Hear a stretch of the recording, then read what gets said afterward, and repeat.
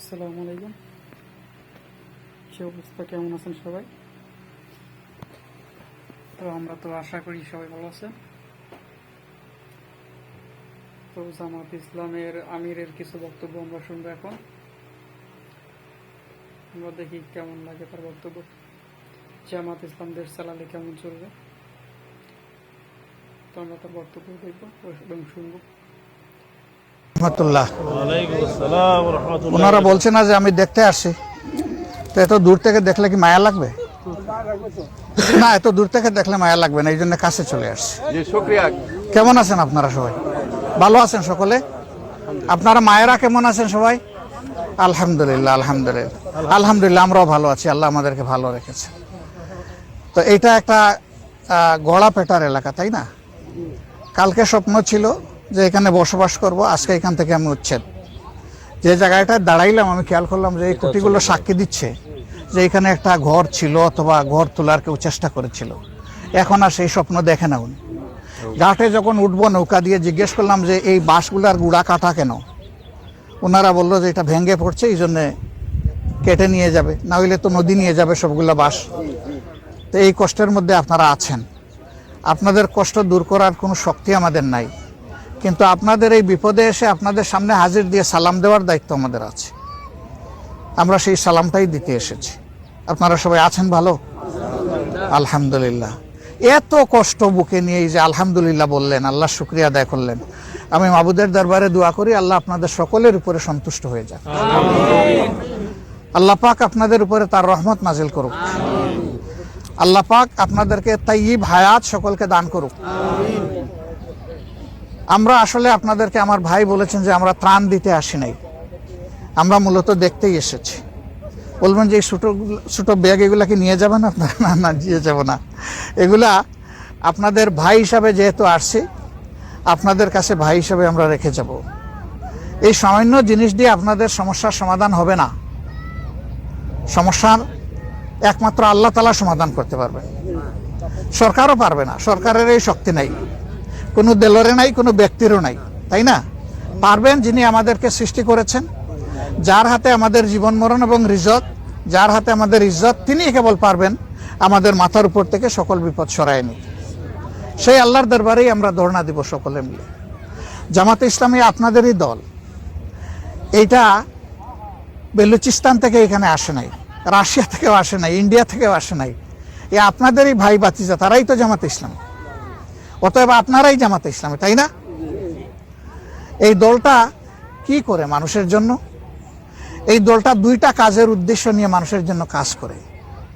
একটা হলো মানুষ হিসাবে দুনিয়ার জন্য একজন মানুষ সম্মানের সাথে বাঁচতে পারে, এবং এই রাষ্ট্রের প্রত্যেক নাগরিক, মা এবং ভাইয়েরা সবাই যেন সম্মান নিয়ে বাঁচতে পারে, এরকম একটা রাষ্ট্র চায়। আমি ছোট মানুষ হই, কিন্তু আমার জায়গায় আমি যেন একটু সম্মান পাই। আমার জন্য আল্লাহ পাক ছাড়া আর কাউকে ভয় করতে না হয়, আল্লাহ ছাড়া কারো কাছে মাথা যেন নোয়াইতে না হয়, আল্লাহ ছাড়া কারো কাছে করুণা ভিক্ষা চাইতে না হয়। আমি সেইভাবে বাঁচতে চাই। জামাতে ইসলামী এমন একটি রাষ্ট্র চাই যে রাষ্ট্রের নাগরিকেরা এরকম হবে, নারী পুরুষরা এরকম হবে। একটা বাচ্চা জন্ম নেওয়ার পরে তার নাগরিক অধিকার হচ্ছে 4-5 বছর বয়স থেকে সে সুশিক্ষা পাবে। আবার এই শিক্ষাটা হবে আল্লাহকে স্মরণ করে, ইকরা বিসমি রাব্বিকাল্লাযী খালাক। আমাদের বাচ্চাদের মুখে শিক্ষার জবান ফুটবে এই কথা বলে যে পড়ো তোমার রবের নামে যিনি তোমাকে পয়দা করেছেন। তাহলে সে তা আল্লাহকে চিনবে। আল্লাহকে যে চিনবে সে আল্লাহকে ভয় করবে। আল্লাহকে যে চিনবে তার সকল প্রয়োজনের কথা দিলের সমস্ত দরদ, মায়া, ভালোবাসা, আবেগ দিয়ে তার আল্লাহর কাছে সে বলতে পারবে, এবং আল্লাহ তার সেই প্রয়োজন সেইভাবেই পূরণ করে দেবেন।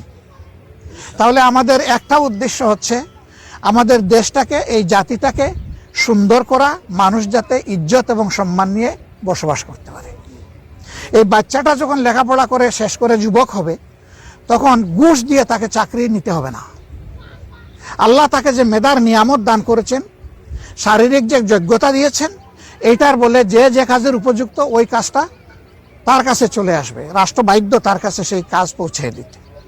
আর সে যখন এই কাজ হাতে পেয়ে যাবে, তখন তার দায়িত্ব হবে রাষ্ট্রের জন্য, জনগণের জন্য তার যোগ্যতা উজাড় করে খেদমত করা, সার্ভিস দেওয়া। এই রাষ্ট্রটা আমরা চাই বাংলাদেশ, সেম রাষ্ট্র আপনারাও চান? তাইলে তো সবার চাওয়া এক হয়ে গেল। 2 নম্বর হলো যে আমাদের সবাইকে মরতে তো হবে। এই জীবন তো আমাদের স্থায়ী জীবন না, চাইলেও এখানে কোনো কায়দা করে থাকা যাবে না। মালিকুল মাউত যখন আসবেন, আল্লাহর ফয়সালা যখন এসে যাবে, তখন আমাদেরকে চলে যেতে হবে। আজকে যিনি আমার ভাই, বাবা, আমার মা, খালা, তাদেরকে যখন কবরে রেখে দিব বিসমিল্লাহি আলা মিল্লাতে রাসূলিল্লাহ বলে, তখন তিনি কেবলই আল্লাহর বান্দা, তখন কেবলই তিনি আল্লাহর বান্দি। আর আমাদের আর সাথে কোনো সম্পর্ক নাই ওনার। হ্যাঁ, থাকবে যদি তিনি নেক আওলাদ রেখে যান, ভালো কোনো কাজ যদি চালু করে যান, ইনশাআল্লাহ কবরে থেকেও তার বরকত তিনি পাবেন। ওই যে জীবনটা শুরু হবে, যে দুনিয়ায় আসলে অনেকে আমাকে বরণ করে, কিন্তু কবরে কোনো মানুষ আমার জন্য বরণ করতে অপেক্ষা করবে না। আল্লাহর ফেরেশতারা বরণ করবে। যে মানুষ নেক আমল নিয়ে যাবে, রহমতের ফেরেশতা তাকে বলবে, আসো, সালামুন আলাইকা, তোমার উপর শান্তি বর্ষণ হোক। তখন থেকে সে জান্নাতের সুখ পাবে। এরপরে তো আসল জান্নাত তার জন্য আল্লাহর জিম্মায় আছে। অতএব আমরা চাই যে ওই জীবনেও আমাদের দেশের সমস্ত মানুষ যেন জান্নাতে যাওয়ার উপযোগী হয়। আর ওই জান্নাতটা গড়তে হলে দুনিয়াকে জান্নাতময় করতে হবে। এখানে নেকামলের পরিবেশ নিশ্চিত করতে হবে। এখানে মানুষ এমন হবে যে শুধু আল্লাহকে ভয় করবে, আর কাউকে ভয় করবে না। তার বাবাকেও ভয় করবে না, তার দলের নেতাকেও ভয় করবে না, দেশের শাসককেও ভয় করবে না, পুলিশকেও ভয় করবে না। সে ভয় করবে শুধু আল্লাহ রাব্বুল আলামিন। তাইলে এদেরকে কি বুড়ি আঙ্গুল দেখাবে? না, সেটাও করবে না। বরঞ্চ আল্লাহ যাকে সম্মান করতে বলেছেন, ওই আল্লাহকে ভয় করার কারণে সে তার অন্তর থেকে তাকে সম্মান করবে।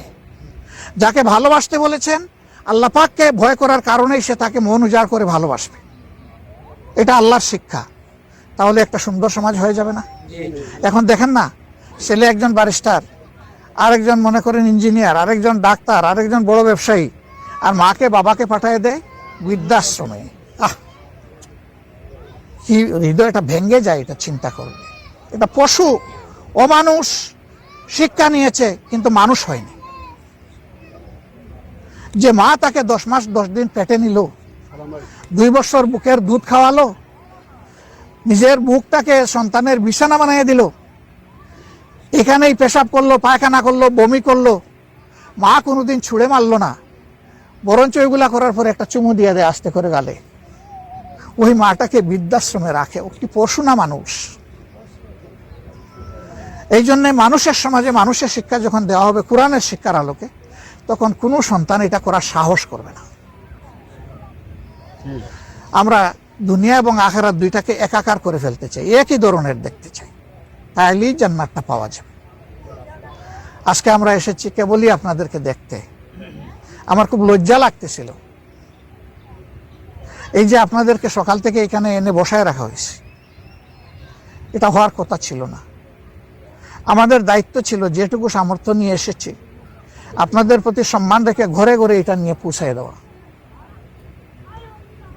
কিন্তু আপনারা আমাদের প্রতি মেহেরবানি করেছেন, দয়া করেছেন, আমাদেরকে সম্মান করে ভালোবেসে নিজেরাই কষ্ট করে এখানে এসে গেছে। আল্লাহ পাকের দরবারে দোয়া করি তিনি যেন আপনাদের সকলকে উত্তম জাযা দান করেন। আমরা আপনাদের কাছে কৃতজ্ঞ, বুক ভরে দোয়া করি, আল্লাহ এই মানুষগুলার জীবন তুমি পরিবর্তন করে দাও। একটা মানুষ চিরদিন আল্লাহ কষ্ট করবে এটা আমাদের ভাবতেও কষ্ট লাগে। আর আমাদের মানুষের প্রতি যে মায়া, তার চাইতে অসংখ্য অসংখ্য গুণ মায়া তো তোমার আল্লাহ। তুমি তো মায়া করে আমাদের এই সবাইকে পয়দা করেছো। সেই রাব্বুল আলামিনের কাছে আমি আপনাদেরকে সাপোর্ট করি, আল্লাহ যেন আপনাদের সকলের অভিভাবক হয়ে যান। সামান্য জিনিস আমরা হাতে করে নিয়ে এসেছি আপনাদেরকে, যেহেতু দেখতে এসেছি। কোনো আপনজনকে দেখতে গেলে মানুষ কিছু হাতে করে নিয়ে যায়। আমরা আপনাদের আপনজন, আপনারাও আমাদের আপনজন। এটা দিয়ে বড় কোনো প্রয়োজন পূরণ হবে না, তবে আমরা পেয়ে যাব আল্লাহর আরশের ছায়া। কষ্ট করে এটা ঘরে নিয়ে যখন মুখ খুলবেন, খুলে সামান্য একটু জিনিস দেখে যখন বলবেন, আল্লাহ এ মানুষগুলা সরকারের কোনো দায়িত্ব পালন করে না, এরা কষ্ট করে নিজেদের পকেটের পয়সা দিয়ে আমাদের কাছে ছুটে এসেছে, হোক না অল্প জিনিসই আমাদের জন্য নিয়ে এসেছে, না আসলেও তো পারত।